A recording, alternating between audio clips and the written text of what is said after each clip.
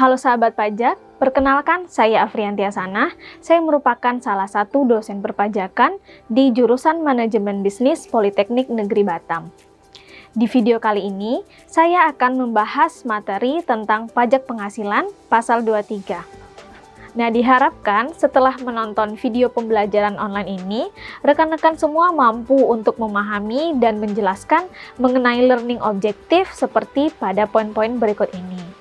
Yang pertama adalah pengertian PPh pasal 23, yang kedua pemotong PPh pasal 23, yang ketiga adalah siapa penerima penghasilan yang dipotong PPh pasal 23, yang keempat penghasilan yang dikenakan PPh pasal 23, lalu seterusnya yang kelima adalah penghasilan yang dikecualikan dari pemotongan PPh pasal 23, dan selanjutnya adalah berapa tarif dan perhitungan PPh pasal 23, dan yang terakhir adalah kapan saat terutang, kapan saat penyetoran, dan kapan saat pelaporan PPh pasal 23.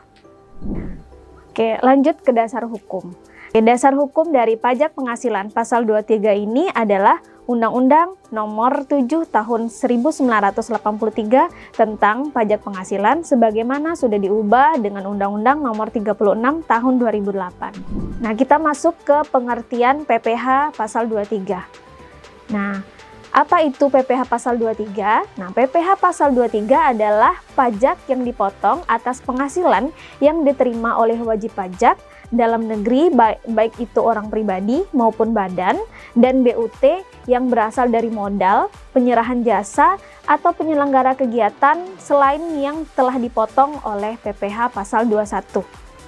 Nah, umumnya penghasilan jenis ini terjadi saat adanya transaksi antara dua pihak, yaitu pihak yang menerima penghasilan yang biasanya kita sebut dengan penjual atau pemberi jasa, dan pihak pemberi penghasilan atau yang biasanya disebut dengan pembeli atau penerima jasa. Pihak yang berlaku sebagai penerima penghasilan atau penjual atau pihak yang memberi jasa ini akan dikenakan PPh pasal 23. Sementara pihak pemberi penghasilan atau yang biasa disebut dengan pembeli atau penerima jasa itu akan memotong dan melaporkan PPh pasal 23 tersebut ke kantor pajak. Kita masuk ke pemotong PPh pasal 23. Nah, siapakah yang berhak memotong PPh pasal 23 ini?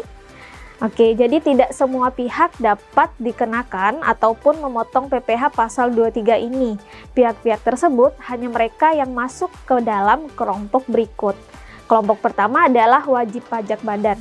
Nah, ini terdiri dari badan pemerintahan, subjek pajak dalam negeri, penyelenggara kegiatan, BUT atau badan usaha tetap, dan perwakilan perusahaan luar negeri lainnya. Nah, kalau untuk wajib pajak orang pribadi, nah itu adalah wajib pajak orang pribadi dalam negeri tertentu yang ditunjuk oleh Direktur Jenderal Pajak. Ini sesuai dengan peraturan nomor KEP strip 50 garis miring PJ garis miring 1994. Nah, jadi yang termasuk ke dalam wajib pajak orang pribadi ini termasuk ke dalam seperti akuntan, notaris, pejabat pembuat akta tanah. Nah, kecuali konsultan yang melakukan pekerjaan bebas, atau orang pribadi yang menjalankan usaha yang menyelenggarakan pembukuan atas pembayaran berupa sewa. Dan yang terakhir adalah wajib pajak orang pribadi ini hanya melakukan pemotongan PPh pasal 23 atas sewa selain tanah dan bangunan saja. Nah, selanjutnya penerima penghasilan yang dipotong PPh 23 terdiri dari dua, yaitu yang pertama adalah wajib pajak dalam negeri. Dalam hal ini bisa orang pribadi ataupun badan, dan yang kedua adalah bentuk usaha tetap. Nah, dari penjelasan tersebut sudah diketahui ya siapa yang diperbolehkan melakukan pemotongan terhadap PPh pasal 23 dan siapa saja yang harus terkena pemotongan PPh pasal 23 tersebut.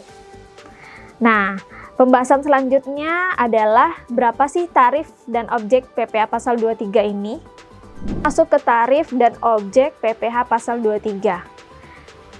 Nah, untuk memudahkan pemahaman, Nah, saya membagi tarif PPh pasal 23 atau objek PPh pasal 23 ini ke dalam dua kelompok jenis tarif ya.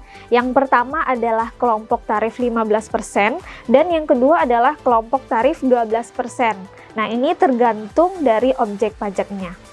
Nah, berikut adalah tarif pajak penghasilan pasal 23.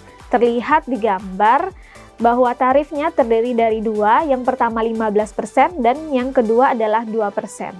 Untuk tarif 15% itu terdiri dari dividen, bunga, royalti, dan hadiah penghargaan. Namun untuk dividen ini dalam peraturan terbaru ini sudah dikecualikan sesuai dengan Undang-Undang Cipta Kerja. Nah, setelah ini akan saya bahas secara rinci mengenai Undang-Undang Cipta Kerja tersebut yang mengatur dividen. Dan yang kedua adalah tarif 2%. Tarif 2% ini berlaku untuk sewa dan penghasilan lain sehubungan dengan penggunaan harta. Dan imbal jasa. Imbal jasa ini adalah jasa teknik, manajemen, konsultan, dan jasa lainnya. Untuk jasa lainnya ini terdiri dari 62 jenis jasa. Nah, yang perlu digarisbawahi adalah untuk wajib pajak yang tidak memiliki NPWP atau biasa yang disebut dengan non-NPWP, maka akan dikenakan tarif lebih tinggi 100% dari tarif PPh pasal 23. Nah, kita masuk ke jenis penghasilan yang dikecualikan dari pemotongan PPh pasal 23. Yang pertama adalah penghasilan yang dibayar atau terutang kepada bank. Nah, yang kedua adalah sewa sehubungan dengan sewa guna usaha dengan hak opsi. Dan yang ketiga adalah dividen. Nah, melalui Undang-Undang Nomor 11 Tahun 2020 terkait Omnibus Law Cipta Kerja yang telah disahkan beberapa waktu lalu, pemerintah memberikan relaksasi terhadap aturan pajak penghasilan atas dividen. Nah, peraturan ini dituangkan dalam pasal 111 di bagian ke-7 tentang perpajakan. Nah, pengecualian PPh ini adalah PPh dengan syarat-syarat tertentu, yaitu atas dividen, wajib pajak orang pribadi, dan wajib pajak badan. Ini tentunya dengan syarat-syarat yang sudah tertuang di dalam undang-undang tersebut. Nah, berikut adalah cuplikan perubahan peraturan tersebut. Nah, di gambar terlihat itu pokok perubahan pada pasal 4 ayat 3 huruf F angka 1 ya. Nah, di aturan sebelumnya, dividen yang diterima oleh wajib pajak dalam negeri dengan kepemilikan lebih besar atau sama dengan 25% tidak dikenai PPh. Lalu peraturan berikutnya yaitu wajib pajak dalam negeri dengan penyertaan saham 25%, kurang dari 25%, ini dikenai PPh dengan tarif normal, dan wajib pajak orang pribadi itu dikenai PPh final 10%. Namun dengan diberlakukannya Undang-Undang Cipta Kerja ini, nah jadi dividen yang diterima oleh wajib pajak dalam negeri, nah itu yang terdiri dari wajib pajak orang pribadi, nah dan wajib pajak badan itu dikecualikan. Kalau untuk wajib pajak orang pribadi dikecualikan jika dividen tersebut diinvestasikan di wilayah NKRI dalam kurun waktu tertentu. Namun untuk wajib pajak badan itu tidak dikenai pajak penghasilan atau yang biasa dikenal dengan dikecualikan dari objek pajak. Lalu jenis penghasilan yang dikecualikan dari pemotongan PPh pasal 23 yang keempat adalah laba yang diterima atau diperoleh anggota dari perseroan komoditer yang modalnya tidak terbagi atas saham-saham persekutuan, perkumpulan, firma, dan kongsi terkait pemegang unit penyertaan kontrak investasi kolektif.